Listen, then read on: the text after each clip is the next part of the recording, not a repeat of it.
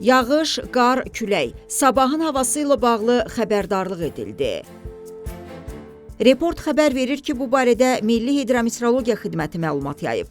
Bakıda və Abşeron yarımadasında dekabrın 25-də hava şəraitinin dəyişkən buludlu olacağı, arabir tutulacağı, səhər bəzi yerlərdə çiskinli, axşamsa arabir yağıntılı olacağı gözlənilir. Şimal-qərb küləyi gündüz saatlarında güclənəcək. Havanın temperaturu gecə 3-6, gündüz 6-9 dərəcə isti olacaq. Azərbaycanın rayonlarında sabah havanın əsasən yağmursuz keçəcəyi, lakin səhər şərq rayonlarından başlayaraq bəzi yerlərdə arabir yağıntılı olacağı, dağlıq və dağətəyi rayonlarda qar yağacağı gözlənilir. Bəzi yerlərdə duman müşahidə olunacaq.